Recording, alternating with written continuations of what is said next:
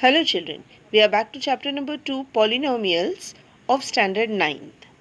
We are here with exercise 2.5 and nearing the end of the chapter.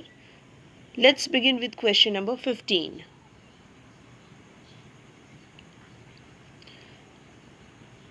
Question number 15, let me read it.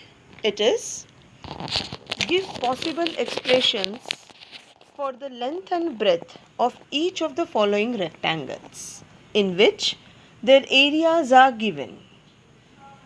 Here, the area of the rectangle is already given to you. It is now being represented by a polynomial. Generally, till now, till last year, up to 7th and 8th standard, you have been getting the area as a number. But now, the area is given as a polynomial. Here, the polynomial, that is the area, it is written as 25a square minus 35a plus 12. Children, you all know that a is the variable here. If you substitute a value over there, so that entire area will be a number. So, let us try to get the length and breadth of this rectangle.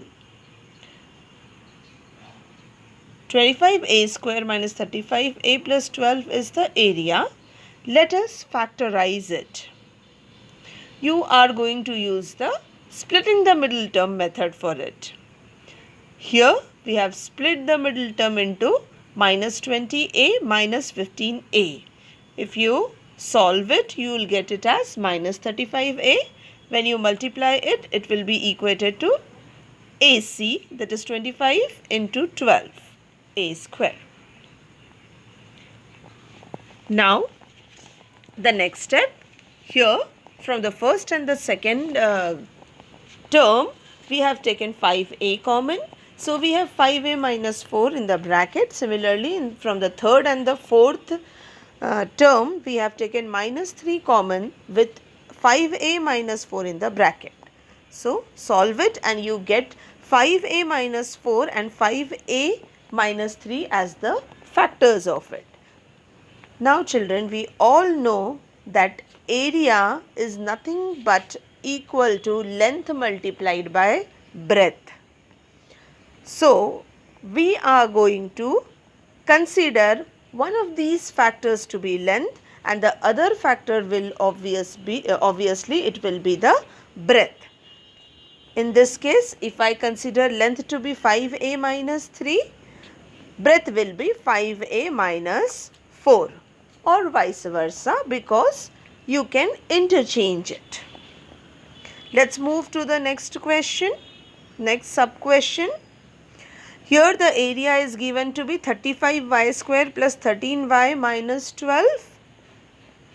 Factorize it and we get the factors to be equal to 5y plus 4, 7y minus 3. One of this will be the length and the other one will be the breadth. Again we have used the splitting the middle term method to solve the given polynomial and get its factors. So these two factors to be equated with length and breadth. If first is length, the other one will be breadth or vice versa. Question number 16 now.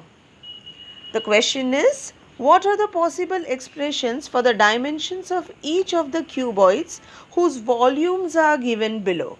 Now children, you have been given the volume.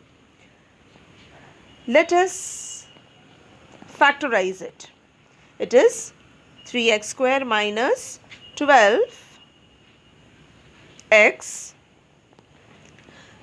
3x can be taken common.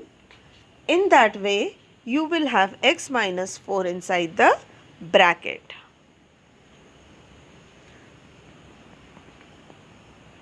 Now, volume is equal to length into breadth into height. So, our volume, that was 3x square minus 12x, is now written as 3 into x minus 4. That means multiple of 3 numbers. Out of this, one will be length, the other will be breadth, and the third will be height.